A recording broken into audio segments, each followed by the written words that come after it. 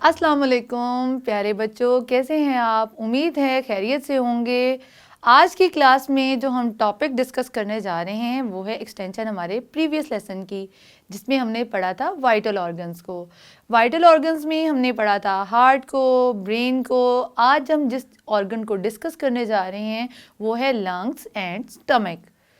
दूसरा most important organ जिसको हम लंग्स कहते हैं, लंग्स को उर्दू में फेफड़े भी कहते हैं। लंग्स जो हैं, सबसे पहले हम इसको डिस्कस करेंगे। लंग्स हमारे रेस्पिरेटरी सिस्टम का बहुत इम्पॉर्टेंट ऑर्गन है। सांस लेने का जो अमल है वो लंग्स में होता है, इसलिए ये बहुत ज़्यादा अहमियत के हामिल हैं और इन्हें वाइटल ऑर्गन कहा जाता है।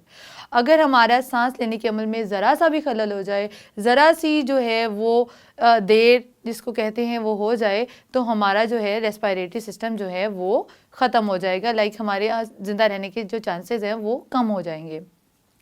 सबसे पहले जाएंगे इसकी लोकेशन में, हमारी बॉडी में कहाँ पे मौजूद होता है। लंग्स जो होता है वो हमारी चेस्ट कैविटी में होता है। रिब्स ने इसको सराउंड किया होता है इसकी प्रोटेक्शन के लिए, क्योंकि दिमाग की तरह ये भी एक डेलिकेट ऑर्गन है, तो अल्लाह ताला ने हर वाइटल ऑर्गन की प्रोटेक्शन के लिए कुछ ना कुछ बंदोबस्त किया हुआ है। तो लंग्स की प्रोटेक्शन के लिए अल्लाह ताला ने हमारा रिबकेज बनाया हुआ है ताकि हमारे लंग्स की हिफाजत हो सके।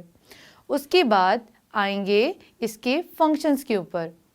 जो लंग्स होते हैं वो वर्क करते हैं इन कोलैबोरेशन विद हार्ट। इसका ये मतलब है कि जो हमारे लंग्स होते हैं वो दिल के साथ मिलके अपना बहुत इम्पॉर्टेंट जो रेस्पिरेटरी फंक्शन है उसको परफॉर्म करते हैं।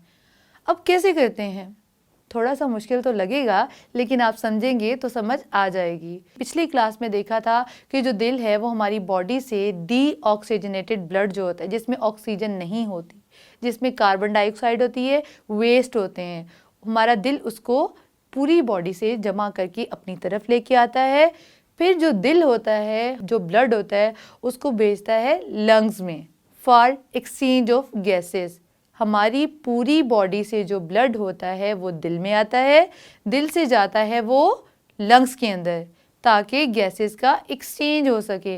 लंग्स के अंदर जब ब्लड जाता है तो उसमें से जितनी कार्बन डाइऑक्साइड होती है, जितना वेस्ट होता है, वो ब्लड वेसल से रिमूव हो जाता है और उसमें ऑक्सीजन ऐड हो जाती है और दोबारा से वो जो सारा ब्लड होता है वो दिल में वापस जाता है।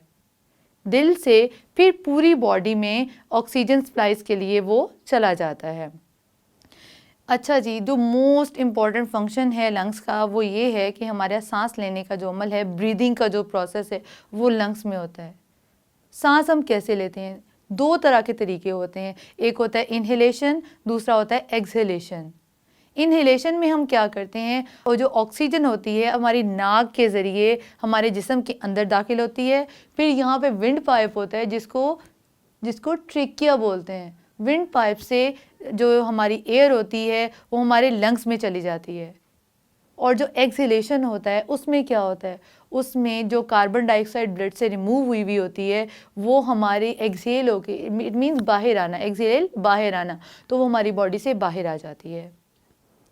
बच्चों, होपफुली आपको लंग्स का फंक्शन समझ आया होगा। अब हम जो दूसरा ऑर्गन डिस्कस करने जा रहे हैं वो है स्टमक। जी तो बच्चों, उर्दू में स्टमक को मैदा बोलते हैं। स्टमक हमारी बॉडी का बहुत ही ज़्यादा इम्पॉर्टेंट वाइटल ऑर्गन है। वो इस तरह से कि हमारी जितनी खुराक हम लेते हैं वो डायरेक्ट जाती है हमारे स्टमक में, उसी से हमारी बॉडी को एनर्जी मिलती है, उसी से हम जो अपनी डेली एक्टिविटीज़ हैं, लाइक बच्चों आपका खेलना, कूदना, पढ़ना, सब कुछ जो है वो है आपकी एनर्जी से बूस्ट होता है। आपको एनर्जी मिलती है तो आप अपनी डेली एक्टिविटीज़ कर सकते हैं, एनर्जी नहीं मिलेगी आप कुछ नहीं कर सकते। दैट्स वाई जो स्टमक होता है बहुत अहमियत का हामिल है। अच्छा, अब सबसे पहले हम इसकी लोकेशन में आ जाएंगे। ये हमारे बॉडी के लेफ़्ट साइड में प्रेजेंट होता है। जो हमारा दिल है उसके नीचे मौजूद होता है। ये बैग की तरह का स्ट्रक्चर होता है। इसका जो मोस्ट इम्पॉर्टेंट फंक्शन है उस पे आ जाते हैं। हमारी बॉडी में ये क्या करता है, क्यों अहमियत इसको, अल्लाह ताला ने इसके लिए क्या स्पेसिफिक जो सफिशेंट फंक्शन है इसका वो क्या रखा है।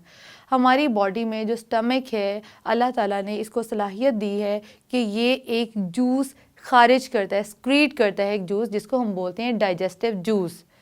जो डाइजेस्टिव जूस होता है वो फूड की डाइजेशन में हेल्प करता है। हमारा जो स्टमक है इससे एक जूस क्रिएट होता है जिससे खुराक की जो डाइजेशन होती है, खुराक जो होती है वो टूट कर मज़ीद छोटे पार्टिकल्स में डिवाइड हो जाती है ताकि उसमें से एनर्जी ली जा सके।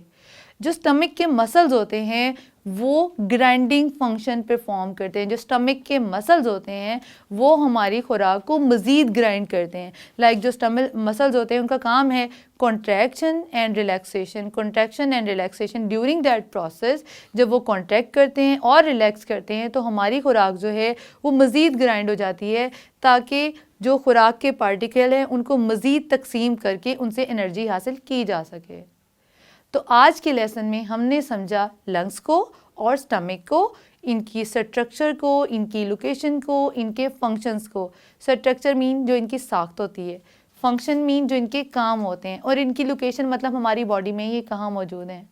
उम्मीद करती हूँ कि आज का लेसन आपको समझ आया होगा। मज़ीद समझने के लिए अपनी बुक से हेल्प लीजिए। इसी के साथ मुझे दीजिए इजाज़त। प्यारे बच्चों, अल्लाह हाफ़िज़।